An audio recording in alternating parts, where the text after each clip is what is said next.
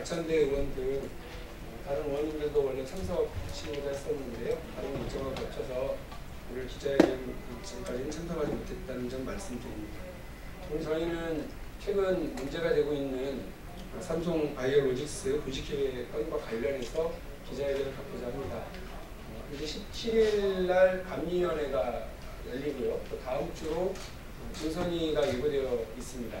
여기에서 지금 금감원이 판단한 분식회계라고 하는 판단이 어떤 결론을 맺게 될지를 지켜보아야 되겠습니다만, 우리가 좀 주목해야 될 부분에 대해서 이분 교수님께서 말씀을 해주시겠습니다. 먼저 유종일 교수님께서 이번 사건 그리고 재벌기업과 관련된 의견 말씀을 주시도록 하겠습니다. 안녕하세요. 와주셔서 감사합니다. 이 삼성 바이오로직스 분식회계 사건을 보면서 제가 떠오르는 사건이 하나 있었습니다. 바로 얼마 전 제 직장이 있는 세종시에서 한 고등학생이 담배 내가 훔쳤다는 죄목으로 특수절도죄로 기소가 되면서 목숨을 끊는 일이 있었습니다. 미국에서 제가 지금 그 CEO 이름이 생각이 안 나는데 엔론 분식회계 사건이 있었을 때 그분이 24년 징역형을 받았습니다. 이 어마어마한 분식회계 액수입니다. 이것은 자본시장을 교란하는 자본주의 근본 질서를 파괴하는 매우 심각한 경제 범죄입니다. 그러나 그것보다도 훨씬 더 중요한 것은 이것이 그냥 분식회계 사건이 아니고 재벌 총수의 편법적인 경영권 승계와 직결되어 있는 것이기 때문에 이것은 한국 경제의 핵심적인 사안이라고 하는 재벌 개혁의 문제가 걸려있기 때문에 그렇습니다. 저는 이 사건을 보면서 지금이 재벌 개혁의 절체절호의 위기다, 이렇게 규정합니다.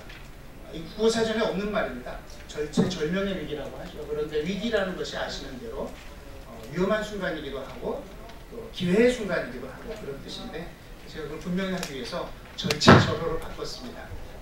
이 재벌개혁이 국정농단 사건이라는 이런 정말 기가 막힌 이 상황 속에서도 법원이 이재용 씨의 승계 문제가 존재하지 않는다 라는 판결을 함으로 해서 정말 그 절체절명의 위기에 봉착한 것이 아닌가 생각하고 있었는데, 이번 분식회계 사건이 드러남으로 해서 절호의 기회가 또 왔다, 이런 생각을 합니다. 그래서 이것을 이번 기회에 반드시 진실을 드러내야지 재벌개혁에 큰 진전을 이룰 수 있고 문재인 정부의 성공도 기약할 수 있다, 저는 이렇게 생각을 합니다. 단지 걱정되는 것은 이미 언론을 통해서도 여러 가지 측면에서 드러나고 있습니다만, 이 삼성이 친구가 굉장히 많다. 지금 회계학 교수들은 물론이고 회계법인들, 김앤장 이런 친구들이 드러나고 있습니다. 그러나 아시는 대로 이 친구들은 법원에도 있고 정부에도 있고 국회에도 있고 언론에도 있고 친구들이 너무나 많습니다. 그래서 그 친구들과 맞서서 진실의 창을 갈아서 반드시 그 정의가 실현되고 진실이 밝혀질 수 있도록 하는 일에 저희 지식인들이 조금이라도 역할을 해야 되겠다, 이런 생각을 했고, 또 이 어려운 일에 항상 앞장서 주시는 박용진 의원님께서 그 자리를 마련해 주셔서 이런 기회를 갖게 된 것이고요. 문제의 핵심은 이 분식회계 사건이 승계 문제하고 깊이 연관되어 있다는 것이고, 그런 전후 맥락을 봤을 때 분식회계에 대한 그 의심은 단순히 어떤 정황적 의심이 아니고 굉장히 강력한 논리적 추론이라는 것을 전세인 교수님께서 좀 구체적으로 설명해 주시도록 하겠습니다. 고맙습니다.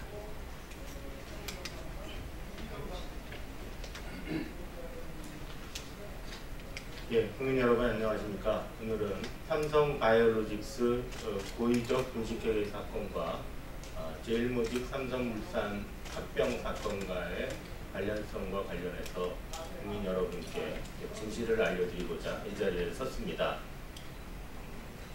지난 5월 2일에 삼성 바이오로직스 관계자들은 기자 설명회를 열고 회계 처리는 적법했고 이득을 얻은 바는 없으며 고의성도 없었다, 이렇게 주장을 했습니다. 지배력 상실의 논거로는 미국의 합작사인 바이오젠이 그동안 삼성 바이오 에피스 증자에 불참하다가 2015년 들어서 한번 참여했다. 그래서 우리는 그것을 긍정적인 신호로 봤다. 근데 이 주장은 2015년 8월에 또 한 번의 증자가 있었는데 그때는 바이오젠이 참석하지 않아서 깨졌습니다. 그 다음에 우리는 2015년 말과 2016년 초에 새로운 신약이 한국과 유럽에서 승인될 것을 생각하고 기업 가치가 올라가는 것을 보고 콜옵션 행사 가능성이 늘어난다고 생각했다. 그러나 이 주장은 그 근거로 제시한 4조 8천억 원이 안진회계법인이 그런 모든 승인이 있기 전인 2015년 8월 말에 만든 숫자라는 것이 드러남으로써 깨졌습니다. 마지막으로 제시했던 우리는 2015년 7월 달에 바이오젠으로부터 콜옵션을 행사하겠다는 레터를 받았다. 이 주장은 지금 언론 보도에 따르면 2015년 말 어느 시점에 나스닥 상장이 결렬되고 유럽 외 지역의 판권 협상이 결렬되면서 바이오젠이 콜옵션 행사를 하지 않겠다는 의사를 바이오로직스에게 통보했고 삼성도 그 사실을 알고 있었다라는 사실로 인해서 깨졌습니다. 따라서 삼성 바이오로직스가 분식회계가 아니라고 주장했던 논거들은 이제 모두 다 부정되었습니다. 마지막 남은 부분은 이것이 이미 그 시간보다 선행했던 분식회계 사건보다 선행했던 제일모직 삼성물산과의 합병과 무슨 관계가 있느냐라는 부분만 남은 것 같습니다. 한 장의 그림을 준비를 했습니다. 이 그림을 보시면 이것은 삼성 바이오로직스의 2015년 5월달 제일모직 삼성물산 간의 합병이 발표되던 시점부터 상장이 지나서 어느 시점까지 작년 아마 대략 이 정도 시점까지의 여러 가지 가치 평가를 반영을 한 것입니다. 제일 왼쪽에 2015년 5월달 현재로 그려진 그림은 국민연금 제일모직 가치평가 보고서에 드러난 안진회계법인의 가치평가로서 19.3조 원입니다. 그런데 3개월 뒤인 2015년 8월 달에 똑같은 안진회계법인이 똑같은 삼성 바이오로직스를 평가했는데 두 번째 보시면 6.85조 원으로 평가가 돼 있습니다. 이때는 아무런 신약도 나오기 전이었고 문제는 어떻게 동일한 회계법인이 동일한 기업의 가치를 평가하면서 시간도 3개월밖에 안 됐는데 그 가치평가가 3분의 1토막 19.3조 원에서 6.8조 원으로 떨어질 수 있었냐. 그 다음에 세 번째 숫자는 삼성 바이오로직스가 그 숫자를 가지고 12월 말에 가져다 쓰면서 여러 가지 이유를 들어서 우리는 생각해보니까 지배력을 상실한 것 같다. 이렇게 하면서 장부를 뻥튀겼습니다. 자, 이 이유는 무엇인가 하면 최초에 있었던 19.3조 원이 아무리 분식을 해도 6.85조 원밖에 안 된다는 점을 보여주고 만약에 내가 19.3조 원을 합리화하려 했다면 다른 비상한 수단을 쓰지 않으면 안 되었다. 그 비상한 수단이 무엇이냐 하면 상장이었다는 것이고 그 상장을 하기 위해서 한국투자증권이 그 이듬해인 2016년 굉장히 오랫동안 실사를 9차례에 걸쳐서 하면서 최종적으로 10월 달에 발표한 수치가 11조 원입니다. 그리고 그것을 통해서 상장을 해서 결국 작년 6월 말에 당초에 예정했던 19.3조 원을 시가총액 기준으로 돌파했습니다. 2년 만에 6.85조 원짜리, 그것도 숫자가 확실치 않습니다만 그것을 19.3조 원으로 뻥튀기 할 수 있는 유일한 수단은 이 길밖에 없겠다. 그리고 이것이 모티브다. 이렇게 말씀을 드리겠습니다. 감사합니다. 이 사건은 사실 오래된 사건이지만 최근에 주목을 받고 있습니다. 아시는 것처럼 금감원이 도식회계로 판정을 했기 때문에 그렇습니다. 그런데 여러분, 이 와중에 3년 동안 사실 삼성바이오로직스와 관련된 여러 의혹이 제기됐지만 언론이 주목하거나 정치권이 주목하거나 하지는 못했습니다. 이제 이를 바로잡을 시기가 왔습니다. 물론 이게 한국말인지 외국말인지 모를 이상한 언어들이 많이 동원되기 때문에 기자 여러분들께서 많이 조금 어려워하시기도 있고 할 수도 있고요. 관련 분야가 아니기 때문에 우리 정치부 기자들께서는 더 심란해하실 텐데, 그럼에도 불구하고 이 일이 우리 사회에 미치는 영향 생각하시면서 저희들이 주장하는 내용들 잘 좀 보도해 주시면 고맙겠습니다. 제가 준비된 기자회견문 읽고요. 마치도록 하겠습니다. 금융감독원이 지난 1일 삼성바이오로직스에게 특별 감리 결과에 대한 사전 조치 통보서를 발송했음을 언론에게 알린 이후 금융감독원과 삼성바이오로직스 간의 장애 공방이 아주 뜨겁습니다. 특히 삼성바이오로직스에게 사전 조치 통보서를 발송했음을 공개한 이후에 삼성바이오로직스 주가가 폭락하면서 금융감독원이 사전 조치 통보서를 발송했음을 공개한 것이 적절했는지 여부에 대한 논란도 계속되고 있습니다. 그러나 금감원이 사전조치 통보 사실을 공개한 것이 적절했느냐 아니냐는 이번 사건의 본질이 절대 아닙니다. 최종구 금융위원장도 지적을 했던 것처럼 핵심은 회사가 고의적인 분식을 저질렀느냐 아니냐에 달려 있습니다. 여기에 더해서 삼성물산과 제일모직 간의 합병에 있어 이재용 부회장이 많이 보유하고 있던 제일모직의 가치를 부풀려 삼성물산과의 합병 비율을 유리하게 함으로써 경영권 승계 작업을 완성하려는 목적이 있었던 것 아니냐는 의혹도 이번에 풀어야 합니다. 다시 말해 재벌 총수의 최대 이익을 위해 회사와 우리 사회에 최대 손실을 끼친 일이 사실인지 규명하는 것이 핵심인 겁니다. 이재용 부회장의 이익을 위해서는 제일모직의 가치를 뻥튀기 해야 했고, 이를 위해서는 제일모직이 보유하고 있던 삼성바이오로직스와 삼성바이오에피스의 가치를 뻥튀기하는 것이 절대적으로 필요했기 때문입니다.